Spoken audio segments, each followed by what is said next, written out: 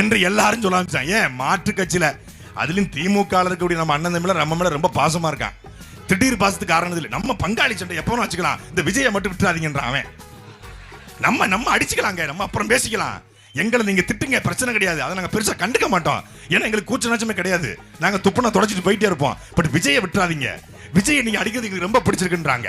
அதனால இந்த தேர்தலில் இந்த தொகுதியில் இருக்கிற மொத்த திமுக காரனும் நாம் தமிழர் கட்சிக்கு தான் வாக்கு செலுத்த போறான். அவன் முடிவன்ட்டான். இப்ப புரியுதா? நாம் தமிழரும் திமுகவும் வேற வேற கிடையாது, ரெண்டும் ஒரே கட்சி தான். நீ போடுற ஓட்டு, நாம் தமிழருக்கு போடுற ஓட்டு பூரா திமுகவுக்கு போடுற ஓட்டு தான். இன்னைக்கு விஜய் ஜெயிச்சிடக்கூடாது அப்படிங்கிறதுக்காக திமுக ஜெயிச்சாலும் பரவாயில்ல, விஜய் ஜெயிச்சிடக்கூடாது. ஏன்னா விஜய் தானே கடந்த 15 வருஷமா முதலமைச்சராக இருந்து இந்த நாட்டை குட்டிச்சராக்கி வச்சிருக்காரு. விஜயை தோக்கடிக்கணுங்கிறதுக்காக பிய கொடுத்தாலும் திங்கக்கூடியவங்க தான் இந்த குரூப். தன்னோட ஆதாயம் என்னவா இருக்கோ, தனக்கு எதுல ஆதாயம் கிடைக்குதோ அதுக்காக யாரு காலில் வேணாலும் விழுவாங்க. மானம், வெக்கம், சூடு, சொரணை எதுவுமே கிடையாது இவங்களுக்கு. ஏன்னா இவங்களோட செயல்பாடுகள் எல்லாத்தையும் நம்ம பார்த்துக்கிட்டு தானே இருக்கோம். எதுலையுமே நிலையான ஒரு நிலைப்பாடே கிடையாது. நிமிஷத்துக்கு நிமிஷம், நாளுக்கு நாள் அந்த தெளிய பேசுவாங்க. இந்த மனநோயாளின்னு சொல்லுவோம்ல, மனசளவுல பாதிக்கப்பட்டு இந்த மெண்டல், அறமெண்டல், அரலூசு பைத்தியங்கள்லாம் இருக்குல்ல, அது கூட தெளிஞ்சிடும்.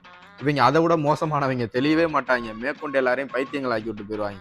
அதனாலதான் தமிழ்நாட்டுக்கு நாம் கூமுட்டை கட்சிகள் ரொம்ப பேராபத்துன்னு சொல்றோம்.